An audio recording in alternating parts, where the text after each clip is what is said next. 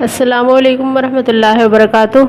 Students, आज हमारे chapter number 1 का 9th लेक्चर है। टॉपिक है हमारा protection and conservation of environment.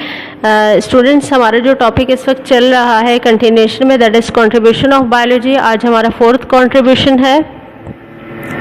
Students, जैसे जैसे दुनिया की आबादी बढ़ रही है, इस तरीके से इंडस्ट्रियलाइजेशन बढ़ रहा है। इंडस्ट्रियलाइजेशन की वजह से इंसान की और एक्टिविटीज़ की वजह से एनवायरनमेंट जो है वो डैमेज हो रहा है। एनवायरनमेंट क्यों डैमेज हो रहा है? क्योंकि इंडस्ट्रियलाइजेशन और इसके साथ साथ जो दूसरे ह्यूमन एक्टिविटीज़ हैं उसकी वजह से पोल्यूशन कॉज हो रहा है, और पोल्यूशन की वजह से जो है एनवायरनमेंट जो है वो डैमेज हो रहा है। एनवायरनमेंट डैमेज होने का मतलब ये है कि एनवायरनमेंट की कंपोजिशन चेंज हो रही है, एनवायरनमेंट के फैक्टर्स चेंज हो रहे हैं, उनकी जो क्वांटिटी थी, कंपोजिशन थी गैसेस की, वो जो है अपने लिमिट से अप एंड डाउन हो रही हैं। जैसे कार्बन डाइऑक्साइड की क्वांटिटी इंक्रीज़ हो रही है सराउंडिंग में, ऑक्सीजन की क्वांटिटी कम हो रही है।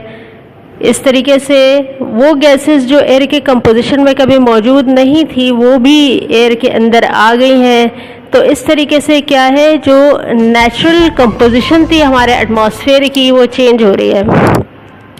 तो इसको हम कहते हैं पोल्यूशन। यानी कोई अनवांटेड चीज़ हमारे सराउंडिंग में आ जाए, एटमॉस्फेयर में आ जाए, वाटर में आ जाए, लैंड में आ जाए, तो इसे हम कहते हैं पोल्यूशन, जो कि हार्मफुल इफ़ेक्ट्स प्रोड्यूस करते हो लिविंग ऑर्गेनिज्म पर। यानी एयर के अंदर अगर कार्बन डाइऑक्साइड की क्वांटिटी इंक्रीज़ हो जाए तो इसका मतलब ये है कि ये लिविंग ऑर्गेनिज्म के लिए टॉक्सिक है। और वाटर के अंदर अगर कोई अनवांटेड कंपोनेंट आ जाए तो इसका मतलब ये है कि वो लिविंग ऑर्गेनिज्म के लिए टॉक्सिक है, स्पेशली एक्वाटिक ऑर्गेनिजम्स के लिए। इसी तरीके से लैंड में यानी सॉइल में अगर उसकी कंपोजिशन चेंज हो जाए, उसमें अनवांटेड टॉक्सिक मटेरियल ऐड हो जाए, तो इसका मतलब ये है कि ये लैंड पोल्यूशन है, और ये जो है एग्रीकल्चर के लिए, प्लांट्स के लिए और दूसरे लिविंग ऑर्गेनिजम्स के लिए जो ज़मीन पर रहते हैं उनके लिए टॉक्सिक है। तो इस पोल्यूशन की वजह से जो है नेचुरल एनवायरनमेंट जो है वो डिस्टर्ब हो रहा है, और एनवायरनमेंट डिस्टर्ब होने की वजह से आपको पता है कि इसका कॉन्सिक्वेंस ये है कि पूरा इकोसिस्टम डिस्टर्ब हो जाता है। तो पोल्यूशन एक छोटा सा वर्ड है, लेकिन ये एक बहुत ही कॉम्प्लिकेटेड किस्म का प्रोसेस है, और जो कि slowly and gradually human activities की वजह से ये आहिस्ता आहिस्ता नेचुरल एनवायरनमेंट को स्पॉइल कर रहा है। एयर में अनवांटेड गैसेस प्रोड्यूस हो रही हैं इंडस्ट्रीज़ की वजह से, फॉसिल फ्यूल्स बर्न होने की वजह से, यानी व्हीकल वगैरह में जो हम लोग फ्यूल बर्न करते हैं। इसके अलावा वाटर के अंदर जो भी इंडस्ट्रियल वेस्ट मटेरियल जो है वो डायरेक्टली वाटर बॉडीज़ के अंदर ड्रेन किया जाता है, तो उससे वाटर जो है वो हमारा पोल्यूट हो रहा है, और एक्वाटिक लाइफ और एग्रीकल्चर जो है वो अफेक्टेड होता है।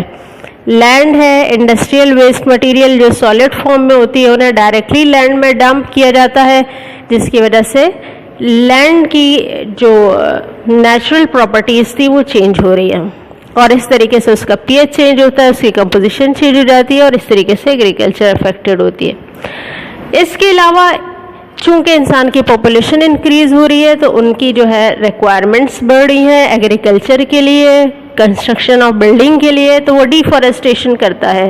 यानी वो फॉरेस्ट को क्लियर करता है सिर्फ कंस्ट्रक्शन के लिए या फिर एग्रीकल्चर के लिए, क्योंकि उन्हें लैंड चाहिए होती है। तो इस प्रोसेस को हम कहते हैं डिफॉरेस्टेशन। डिफॉरेस्टेशन से जो है उससे भी नेचुरल एनवायरनमेंट जो है वो डिस्टर्ब होता है, इकोसिस्टम डिस्टर्ब होता है, क्योंकि ट्रीज़ की क्वांटिटी कम होगी ज़मीन पर, तो आपको पता है कि वाइल्ड लाइफ पूरी डिस्टर्ब हो जाती है। इसी तरीके से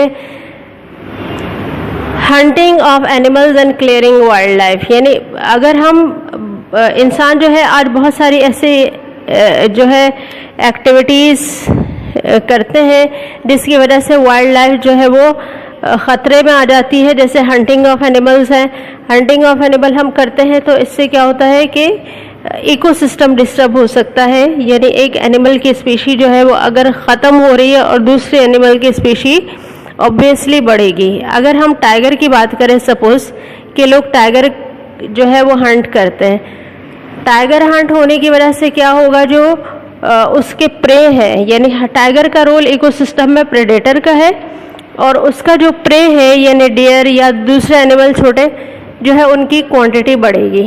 अब अगर इकोसिस्टम में किसी एक लेवल की क्वांटिटी डिक्रीज होगी तो ऑब्वियसली दूसरे लेवल की क्वांटिटी बहुत इंक्रीज हो जाएगी, और इस तरीके से जब ये लेवल्स जो है अपने लिमिट से इंक्रीज और डिक्रीज हो जाते हैं तो इससे इकोसिस्टम अपसेट होता है। इकोसिस्टम अपसेट जो है इसकी एग्जांपल हमारे पास्ट में बहुत अच्छी मौजूद है। डायनासोर के केस में डायनासोर दुनिया से जो है इकोसिस्टम अपसेट के रिजल्ट में जो है ख़त्म हुए।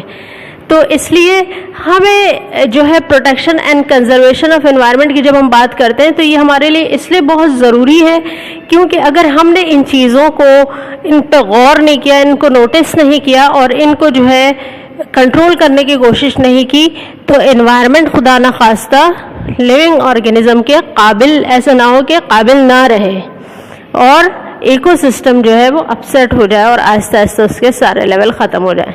तो इसलिए इन protection and conservation of environment हमारे बहुत बड़ा कंट्रीब्यूशन होगा बायोलॉजी का। Students, protection and conservation of environment में अभी आपने वो चीज़ें देखी जिससे एनवायरनमेंट डैमेज हो रहा है, तो हम इस डैमेजिंग एनवायरनमेंट को जो है हम कैसे कंजर्व कर सकते हैं, यानी हम इन चीज़ों को कैसे कंट्रोल करके अपने एनवायरनमेंट को वापस नेचुरल फॉर्म में कंजर्व कर सकते हैं। तो सबसे पहले तो है पोल्यूशन कंट्रोल करना। पोल्यूशन अगर कंट्रोल होगा तो एनवायरनमेंट जो है वो खुद ब खुद कंजर्व हो जाएगा हमारा। सबसे पहला तो है इंडस्ट्रियल वेस्ट मटेरियल। जाहिर सी बात है कि इंडस्ट्रीज़ बंद तो हो नहीं सकती कि हम पोल्यूशन की वजह से इंडस्ट्रीज़ बंद कर दें, लेकिन इंडस्ट्रीज़ का जो वेस्ट मटेरियल है उसको रिसाइकिल किया जा सकता है। यानी अगर वो टॉक्सिक मटेरियल है तो उन्हें ऐसे कंपाउंड्स में, ऐसे सब्सटेंसेस में कन्वर्ट कर दिया जाए जो टॉक्सिक ना हो। अगर उन्हें पानी में ड्रेन किया जा रहा है तो पानी की कंपोजिशन ख़राब नहीं करते हो या वहाँ के एक्वेटिक लाइफ के लिए जो है वो टॉक्सिक ना हो, और अगर वो हवा में आ रहे हैं तो वो किसी ऐसे कंपोनेंट के फॉर्म में आए कि हवा की कंपोजिशन जो है वो उससे डिस्टर्ब ना हो और लिविंग ऑर्गेनिज्म के लिए वो टॉक्सिक ना हो। तो इसको हम कहते हैं रिसाइकलिंग।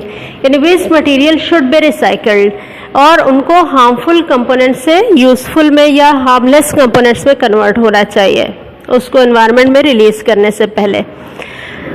इसके अलावा जो है डायरेक्टली कोई भी केमिकल जो है वो ना पानी में ड्रेन होना चाहिए और ना ही उसको लैंड में डंप करना चाहिए।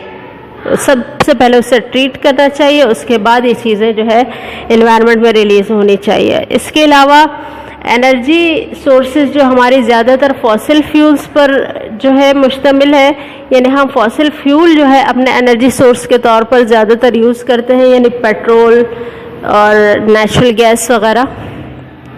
इसके बजाय हम alternate sources of energy use करने की कोशिश करें। जैसे मिसाल के तौर पर सोलर एनर्जी है। सोलर एनर्जी जो है उसका जो है कोई पोल्यूशन नहीं है, यानी कोई भी उसका ऐसा बाय प्रोडक्ट नहीं है जो हमारे एनवायरनमेंट को स्पॉइल करता हो। तो इसलिए हमें फॉसिल फ्यूल के बजाय ऑल्टरनेट फ्यूल या एनर्जी सोर्स जो है तलाश करना होगा और उसे यूज़ करना होगा। इसके अलावा स्टूडेंट्स हमें जो है डिफॉरेस्टेशन के बजाय एफॉरेस्टेशन करना पड़ेगा, यानी हमें ट्रीज़ को कट डाउन नहीं करना है और हमें मज़ीद प्लांटेशन करनी है। यानी जैसे कि आप देखते हैं आजकल गवर्नमेंट के प्लानिंग्स में जो है प्लांटेशन ऑफ ट्रीज़ भी शामिल होता है। आप सुनते हैं अक्सर जैसे एयरली प्लानिंग आती है तो उसमें एक प्लानिंग ये भी होती है कि कितने बड़े एरिया को इस साल जो है ज़मीन के जो है वो उस पर प्लांटेशन की जाएगी। तो ये भी एक मकसद है कि हर मुल्क जो है वो अपने तौर पर कुछ न कुछ एरिया जो है वो एफॉरेस्टेशन करता है, कुछ न कुछ एरिया अपने कंट्रीज़ का जो है एफॉरेस्टेशन में यूटिलाइज करता है। इस तरीके से मुल्क के अंदर जो है पोल्यूशन कंट्रोल होता है और एनवायरमेंटल कंजर्वेशन में अपना रोल प्ले करते हैं कंट्रीज़। इसके अलावा हमें वाइल्ड लाइफ को कंजर्व करना होगा, यानी हमें गैर ज़रूरी जो है हंटिंग स्टॉप करनी होगी एनिमल्स की, क्योंकि इससे कई एनिमल्स की स्पीशीज़ जो है वो या तो इंडेंजर्ड हो गई हैं और या फिर एक्सटिंक्ट हो गई हैं। इंडेंजर्ड से मतलब ये है कि वो ख़त्म हो रही है, वो ख़त्म होने के करीब है, और कुछ स्पीशीज़ एक्सटिंक्ट हो गई हैं। एक्सटिंक्ट का मतलब ये है कि वो दुनिया से ख़त्म हो गई हैं। अब ख़त्म तो हो गई, लेकिन आप सोच होंगे कि हमें उनसे क्या फ़र्क पड़ता है, तो हमें उनसे बहुत फ़र्क पड़ता है, क्योंकि उससे हमारा इकोसिस्टम जो है वो डिसबैलेंस हो जाता है। तो वाइल्ड लाइफ कंजर्व करेंगे तो इस तरीके से खुद ब खुद हमारा नेचुरल इन्वायरमेंट जो है वो कंजर्व हो जाएगा। स्टूडेंट्स, ये था हमारा protection and conservation of environment. अपने एनवायरनमेंट को कंजर्व करेंगे तो हमारा एनवायरनमेंट जो है वो लंबे अरसे तक जो है लाइफ को सपोर्ट करता रहेगा। लेकिन अगर एनवायरमेंटल कंजर्वेशन की कोशिश नहीं की गई और इसको इसी तरीके से छोड़ दिया गया, तो आपको पता है कि आज दुनिया ग्लोबल वार्मिंग, एसिड रेन और stone cancer, green house effect, ये इतने सारे प्रॉब्लम्स का शिकार हैं, तो जो कि आहिस्ता आहिस्ता दुनिया की तबाही का बायस भी बन रहे हैं। तो इस तरीके से हमें अगर दुनिया को बचाना है, दुनिया पे ज़िंदगी को बचाना है, तो हमें एनवायरमेंटल कंजर्वेशन करनी पड़ेगी। Students, protection and conservation of environment की जब हम बात करते हैं तो उसमें बायोलॉजिकल कंट्रोल भी एक बहुत इम्पॉर्टेंट प्रैक्टिस है। अगर इसको हम लेकर आएँ अपने प्रैक्टिस में या अपने जितने भी हमारे एग्रीकल्चर में या अपने डेली लाइफ में जो हम मुख्तलिफ़ केमिकल्स यूज़ करके मुख्तलिफ़ ऑर्गेनिज़म्स की ग्रोथ को कंट्रोल करते हैं, उसकी जगह अगर हम नेचुरल प्रोसेसेस को यूज़ करें और हम ये आर्टिफिशियल केमिकल्स जो कि बहुत टॉक्सिक होते हैं एनवायरनमेंट के लिए भी और लिविंग बॉडीज़ के लिए भी, चाहे वो ह्यूमन बॉडीज़ हो या एनिमल्स की हो, तो उनके लिए बहुत टॉक्सिक होते हैं, उसकी जगह हम नेचुरल प्रोसेसेस को यूज़ कर सकते हैं पैथोजन को ख़त्म करने के लिए। जैसे कि फॉर एग्जांपल आपके पास एक पॉन्ड है या डिचेस है जहाँ पर पानी खड़ा हुआ है और आपको पता है कि पानी खड़ा हुआ होता है तो वहाँ पे जो है मॉस्किटो ग्रो करते हैं, उनके लार्वी ग्रो करते हैं। तो इस मॉस्किटो लार्वी की ग्रोथ को हम जो है इंसेक्टिसाइड जो है यूज़ करके हम इसको जो है मिनिमाइज़ कर सकते हैं, कंट्रोल कर सकते हैं। लेकिन इसकी जगह एक और प्रोसेस भी है। अगर इस पॉन्ड में हम फिश डाल दें तो आपको पता है कि फिश जो है वो प्रेडेटर है इन लार्वी का, तो वो लार्वे जो है वो उसको फूड के तौर पे यूज़ करेंगे और इस तरीके से लार्वे जो है वो ख़त्म हो जाएगा और इस तरीके से मॉस्किटो कंट्रोल हो जाएगा। तो हमारे पास दो तरीके हैं, या हम इंसेक्टिसाइड यूज़ करें या हम फिश इंट्रोड्यूस करें पॉन्ड में, डिचेस में मॉस्किटो की ग्रोथ को कंट्रोल करने के लिए। तो हमें जो है केमिकल्स यूज़ करने के बजाय जो है ये नेचुरल प्रोसेस यूज़ करना चाहिए, यानी प्रेडेटर प्रे के रिलेशनशिप को यूटिलाइज करना चाहिए ताकि हम मॉस्किटो की ग्रोथ को मिनिमाइज़ कर सकें अपने सराउंडिंग में। तो इस तरह की बहुत सारी चीज़ें हैं, जैसे कि पेस्ट है, फॉर एग्जांपल ग्रास हॉपर है। ग्रास हॉपर जो है वो क्रॉप्स को डैमेज करता है और उसके लिए पेस्टिसाइड यूज़ किया जाता है किल करने के लिए, ताकि क्रॉप्स को जो है वो प्रोटेक्ट किया जा सके इन पेस्ट से। तो बजाय हम कि डायरेक्ट हम पेस्टिसाइड यूज़ करें, इसकी जगह हम नेचुरल प्रोसेस यूज़ कर सकते हैं, यानी हम ऐसे बर्ड्स जो है वहाँ पर रखें और उन्हें पालें जो प्रेडेटर्स हो ग्रास हॉपर की। तो इस तरीके से प्रेडेटर और प्रे का रिलेशनशिप यूटिलाइज करके हम एग्रीकल्चर में भी पेस्टिसाइड को अवॉइड कर सकते हैं। आपको पता है पेस्टिसाइड जो है वो पेस्ट को तो किल कर लेता है, लेकिन इसके अलावा सॉइल की कंपोजिशन चेंज करता है और सॉइल को जो की फर्टिलिटी डिक्रीज करता है, और इसके अलावा दूसरे इन्वायरमेंटल इफ़ेक्ट्स भी बहुत ज़्यादा हैं उसके। तो इस तरीके से हम जो है इस नेचुरल प्रोसेस को यूज़ करके अपने एनवायरनमेंट के अंदर अपना रोल प्ले कर सकते हैं कंजर्व करने के लिए, स्पॉइल होने से बचाने के लिए। इसके अलावा एग्रीकल्चर में क्रॉप रोटेशन की टेक्निक हम यूज़ करके एग्रीकल्चर में बहुत सारे केमिकल्स से बच सकते हैं, क्योंकि क्रॉप रोटेशन टेक्निक जो है एक ऐसी टेक्निक है कि एक जगह हमने एक दफ़ा व्हीट क्रॉप ग्रो किया तो नेक्स्ट ईयर हम उसमें राइस क्रॉप ग्रो करें और अगले साल उसमें कोई और क्रॉप ग्रो करें। इस तरीके से हम जो है हर साल एक ही क्रॉप एक ही जगह ग्रो ना करें, बल्कि उसकी जो है हम डिफरेंट क्रॉप्स की रोटेशन करते रहें। इससे क्या होगा कि मुख्तलिफ पैरासाइट्स और माइक्रो ऑर्गेनिजम्स जो उस क्रॉप के लिए ख़तरनाक है, उसमें डिजीज़ कॉज कर सकते हैं, तो ये जो पैरासाइट है, ये जो माइक्रो ऑर्गेनिजम्स हैं, ये खुद ब खुद ख़त्म हो जाएंगे। क्योंकि एक क्रॉप का जो पैरासाइट होगा, माइक्रो ऑर्गेनिज्म होगा, वो दूसरे क्रॉप पे यकीनन अटैक नहीं करेगा। ये चीज़ें भी यकीनन हमारे नॉलेज में होंगी। तो इस तरीके से क्रॉप रोटेशन टेक्निक यूज़ करके हम आराम से क्रॉप्स की डिजीज़ को इरेडिकेट कर सकते हैं, यानी उसको ख़त्म कर सकते हैं अपने फील्ड से। और इसके अलावा क्रॉप रोटेशन टेक्निक से एक और भी बहुत अच्छा काम हो सकता है, यानी हमारी सॉइल की फर्टिलिटी इंक्रीज़ हो सकती है। आपको पता है कि अगर सॉइल की फर्टिलिटी अच्छी ना हो तो हम आर्टिफिशियल फर्टिलाइज़र्स यूज़ करते हैं, तो आर्टिफिशियल फर्टिलाइज़र से भी हम बच सकते हैं क्रॉप रोटेशन टेक्निक की हेल्प से। क्योंकि कुछ प्लांट ऐसे होते हैं जिनके रूट्स में नाइट्रोजन फिक्सिंग बैक्टीरिया ग्रो करता है, तो ऐसे क्रॉप्स को भी हम अपने फील्ड्स में जो है ग्रो करवाया करें, ताकि उसकी वजह से सॉइल की फर्टिलिटी इंक्रीज़ हो। नाइट्रोजन फिक्सिंग बैक्टीरिया जो है वो सॉइल की फर्टिलिटी इंक्रीज़ करता है।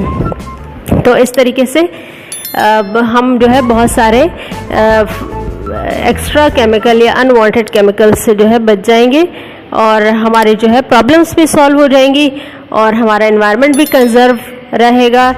तो स्टूडेंट्स, ये था बायोलॉजिकल कंट्रोल और ये हमारे चैप्टर का आखिरी टॉपिक था। आई होप कि आपको समझ आया होगा।